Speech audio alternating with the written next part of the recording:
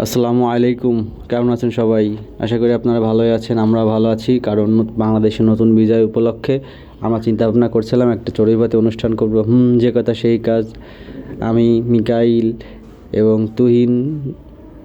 তুহিনের তত্ত্বাবধানে আমরা 7 জনের একটা টিম গ্রুপ করে কেনাকাটার উদ্দেশ্যে রওনা দিয়েছিলাম। প্রথম উদ্দেশ্য আমাদের ঝিনাইদহ নতুন হাটখোলাতে যাওয়া মাংস কেনার জন্য, যে দেখা যাক কিসের মাংস পাওয়া যায় বা কিসের মাংস নেওয়া যায়। সর্বপ্রথম আমরা খাসির মাংসের দোকানে এসেছিলাম, যেহেতু আমাদের সাথে একজন সনাতন ধর্মের ভাই আছে, এবং গরুর খাসির মাংসের দাম শুনে আমাদের টুনটুনি আকাশে উঠে গেছিলো। তাই বাধ্য হয়ে আমরা মুরগির দোকানে এসেছিলাম।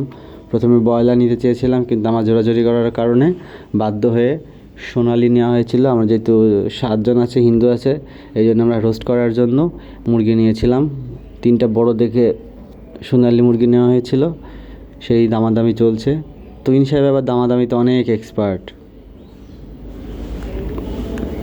মুরগি কেনাকাটা শেষ। এখন মুরগিকে আমরা প্রসেসিং করতে রেখে দিয়ে এসে রহমান ভাইয়ের দোকানে মুদিখানার পণ্য নিতে এসেছিলাম। রহমান ভাই আমাদের পুরো পরিচিত। রহমান ভাই নিজ দায়িত্বে যে পণ্যটা ভালো হবে সেটাই আমাদের বুঝ করে দিলেন।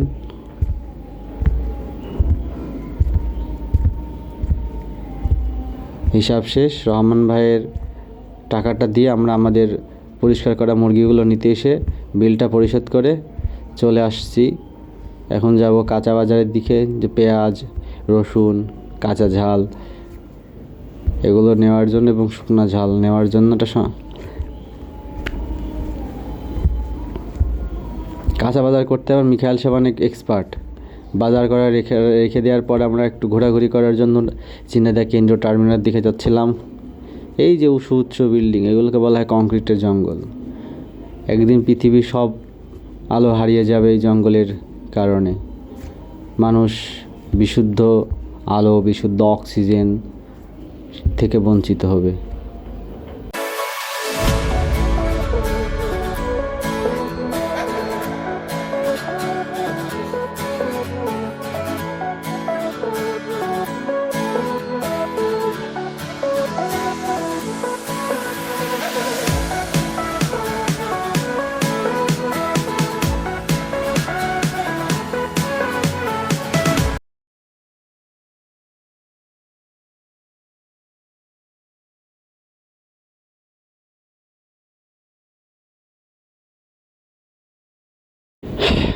রোস্টের জন্য চিকেনগুলোকে ফ্রাই করা হচ্ছে, ফ্রাই চলছে।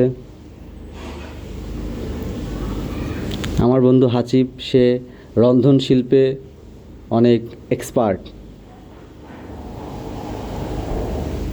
বন্ধু একটু ইতস্তত করছিল আমার ভিডিও করা থেকে, কিন্তু আস্তে আস্তে তার ইতস্ততা কেটে গিয়েছিল।